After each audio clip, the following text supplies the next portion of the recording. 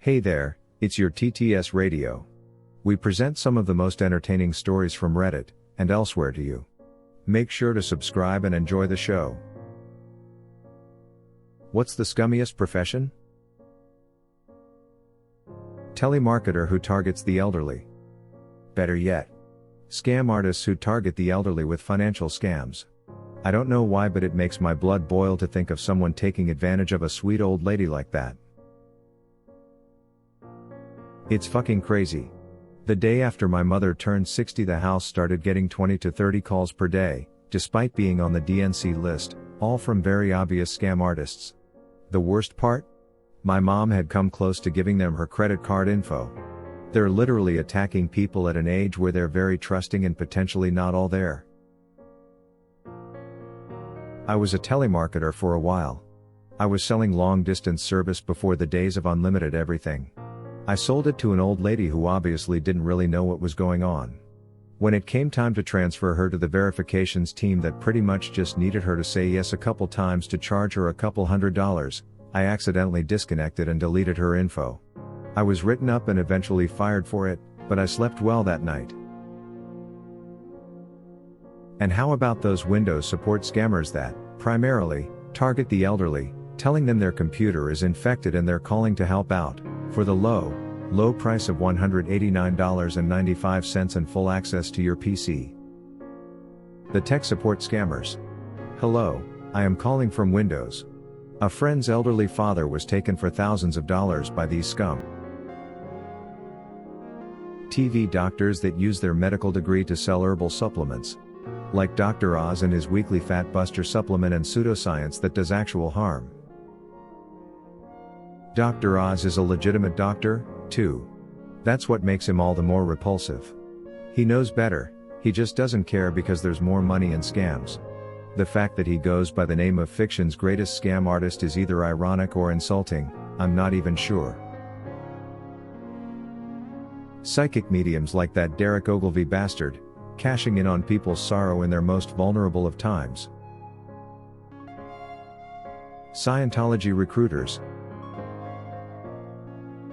Televangelists and megachurch preachers teaching the prosperity gospel. Speaking of Hoa and colors, story time. There's a guy by my grandpa's house that wanted to paint his house. The Hoa told him he can only have certain colors. He used a color they didn't approve, so they fined him. When they threatened to take him to court to get the money, he paid it and then went home and over the weekend painted every face of his house and land a different neon color. The walls, windows, porch, railings, even the concrete of the driveway. All of it is neon colored. I lived next door to the president of the Hoa once. He was also a retired Marine, so he was a fun guy. One Saturday we went out to the driveway to get in our car to leave the house, and he ran out of his house so he could take a picture of our newspaper still sitting in our driveway in the late morning. There was a time limit that newspapers could remain in the driveway, and he wanted to make sure that we knew that we had violated it. I had intended on picking up the newspaper, but since we were already caught for the violation, I left it there and drove off. I picked it up when we got back. The tow truck drivers that used to tow out of my old complex. Total scumbags, and on top of that they gave away their no-tow stickers to their friends and family and made it even harder to park there. Fuck CWS towing. There's one in Chicago that is infamous for towing cars legally parked. No one really did anything about it until they towed someone's car that worked closely with police.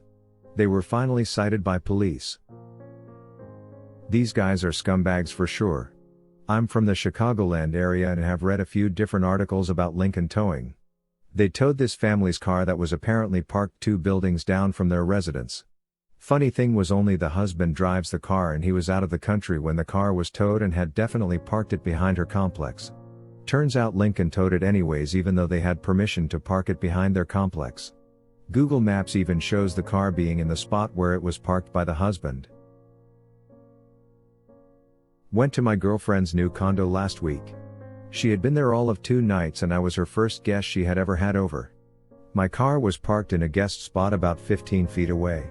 I walk out about midnight and my car is gone. They had a tow truck come in that was insanely quiet and steal my car. We had to go pick it up from a lot 40 minutes away and they charged for everything. It was there all of about 45 minutes and they charged me $350 bucks. I got there at 1 a.m. and people were outside crying and scared because they had no idea how they were going to eat, pay rent, etc. I do not care how you slice it. This business style is hoa ransom, pure and simple. Paparazzi. You make money stalking people and trying to photograph them at their worst. Professional panhandling. Those who aren't in as bad a shape as they appear. They do things like rent someone else's child to appear more pitiful. Nigerian prince. Multi-level marketeer. This is the scummiest to me because you are literally encouraged to take advantage of and emotionally manipulate your closest friends and family members to buy into your scam. It's one thing to try to scam strangers, but shit, when it's your own family, fuck you. And the worst of them are the financial ones where you're pretending to be a financial advisor/expert, a meaningless phrase, and get your friends and family to make awful financial decisions so you can score a few bucks. I came here to post this. I work for an insurance company and feel so bad for our call center employees. The high-ups, who never have to actually face a sick customer, just see people as money and will do anything to get their annual bonus. Then, the call center employees get paid poor wages to have to tell sick people that their claim was denied. People who start for-profit colleges, get taxpayer funding so they can advertise on TV all day, convince vulnerable people to take out student loans so they can take their courses, graduate them a few years later with a worthless degree and a pile of student debt they have no chance of paying back and doesn't go away even through bankruptcy or death. Psychics, mediums, and other so-called fortune tellers.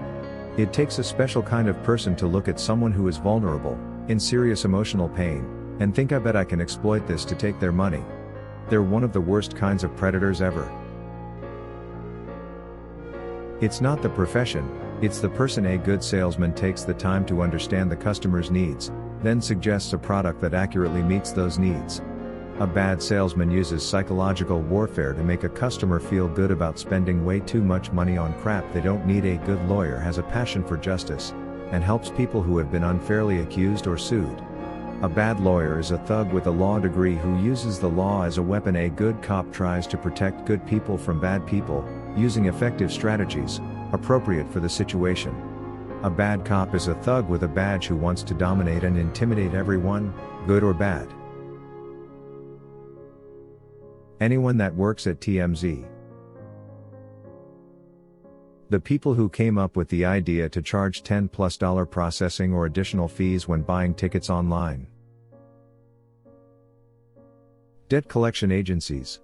They prey on people's ignorance and often try to bend the law to get money from you. Everyone should read the Fair Debt Collection Practices Act. One of the biggest points is if you are being caked constantly, all you have to do is send a letter stating that you wish to communicate by mail only. They have to stop calling you at that point. There's so much more, but feel free to look it up and check it out.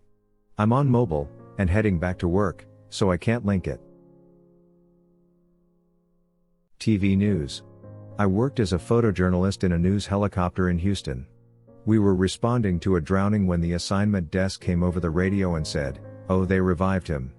Never mind, y'all can go land." Long story short, I took a radio job with less pay and no benefits to get away from that job. I'm a year in and it's been great. Anyone who would sucker you into their pyramid scheme. I had a few friends that would constantly nag our entire high school class to join USANA, but they would have to pay $300 to get started. Reality TV stars. Working at Hooters is up there. I worked there for 4 years. I was in the calendar and competed in the Moss Hooters International Pageant in 2010. A GM told me right after I made it to the final pageant that the top 10 was already chosen and decided. I chose not to believe him, but it was so incredibly true. I have a very outgoing personality that can come off as flirty, but being nice to old creepy dudes for big tips wasn't that enjoyable. The women 9x out of 10 hated you. I learned to divert my eyes from the man completely and only make eye contact and focus on the woman first. I am still like this at my current bartending job. The girls I worked with was like being in high school again. They were so nasty. Like old as hell, did not maintain the image, and guarded their regulars like a fucking Rottweiler. I developed social anxiety from the way my coworkers treated me the last year I worked there when I had these opportunities. Everyone knew I was going to the gym instead of drinking after work, yet they still made up rumors about me being on drugs. I loved working there at the time, but looking back, I know I encountered a slew of pedophiles, rapists, etc. fucking creepy.